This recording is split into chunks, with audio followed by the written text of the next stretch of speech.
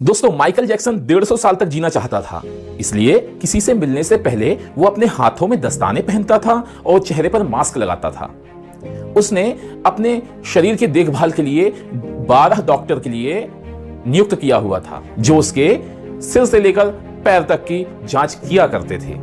साथ में शरीर को व्यायाम करवाने हेतु 15 लोगों के लिए भी नौकरी पे रखा हुआ था। उसका खाना लेबोरेटरी में चेक होके आता था। कि माइकल जैक्सन अश्वेत था, इसलिए 1987 में उसने अपने चेहरे की, अपनी बॉडी की प्लास्टिक सर्जरी करवाकर अपनी पूरी बॉडी का कलर फेयर करवाया। उसने अपने काले माँ बाप को छोड़ दिया, काले दोस्तों को भी छोड़ दिया, और उसने नए माँ बाप को, गोरे फेयर कलर के माँ बाप को किराए से लिया। माइकल जैक्सन के जीवन का अब एक ही लक्ष्य बचा हुआ था, 150 साल तक जीना। वह 150 साल तक जीना चाहता था। ऑक्सीजन के बेड पे सोता था।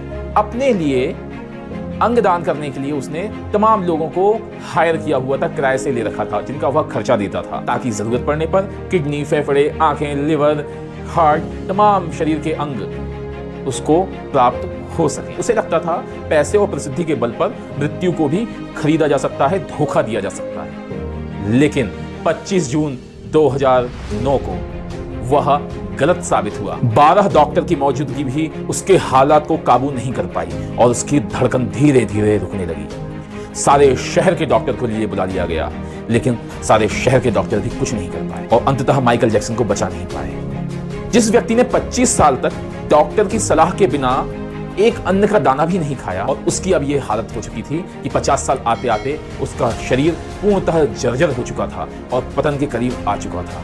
25 जून 2009 को उसने दुनिया को अलविदा कही। जिसने 150 साल का इंतजाम करके रखा हुआ था, वह 50 साल भी नहीं जी पाया। पूर्णतः सारा इंतजाम धरा का धरा रह गया। जब पोस्टमार्टम हुआ तो डॉक्टर्स ने बताया कि उसका शरीर हड्डियों का ढांचा बन चुका था, उसका सिर गंजा हो चुका था, उसके शरीर की हड्डियां अंदर से टूट चुकी थी, उसके शरीर में अनगिनत सुइयों के निशान थे, क्योंकि प्लास्टिक सर्जरी के दर्द को सहन करने के लिए दर्जनों एंटीबायोटिक्स वो इंजेक्शन के रूप में लेता था। क्या आपको पता है, माइकल जैक्सन की अंतिम यात्रा में 2.5 अरब लोगों ने उसको लाइव देखा था, जो कि अब तक का सबसे बड़ा रिकॉर्ड है किसी की अंतिम यात्रा को देखने। दोस्तों, मौत को चकमा देने वाले अक्सर मौत से ही चकमा खा जाते। ऐसी घटनाओं को सुनकर क्या आपके मन में एक प्रश्न नहीं होता, क्या हम इतना सब दूसरों को दिखाने के लिए, दूसरों को इंप्रेस करने के लिए सब कर रहे हैं? इतने बड़े बड़े मकान, इतना खर्चा, इतनी खर्चीली शादियां, क्या हम केवल दिखावे के लिए कर रहे हैं? आपको याद भी है कुछ साल पहले आपने किसी शादी में क्या खाना खाया था?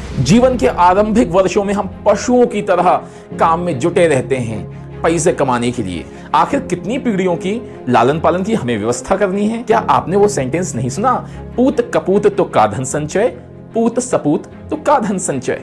इसलिए दोस्तों, आपका शरीर बीमारियों से घिर जाए, शरीर काम करना बंद कर दे, उससे पहले ही ज्ञान और आनंद की प्राप्ति में लग जाइए। उस परम चेतना को प्राप्त करने के लिए अग्रसर होइए। कहानी का सार यही है, धनवान होना गलत नहीं है, लेकिन सिर्फ धनवान होना ही गलत है।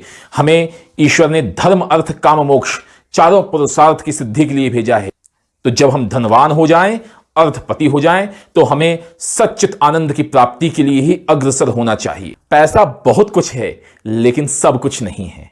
आपको ये स्टोरी कैसी लगी, हमें कमेंट करके अवश्य बताइए। चैनल को सब्सक्राइब कीजिए और शेयर कीजिए, ताकि नई नई रोचक वीडियोस हम ऐसे ही बनाते रहें। धन्यवाद।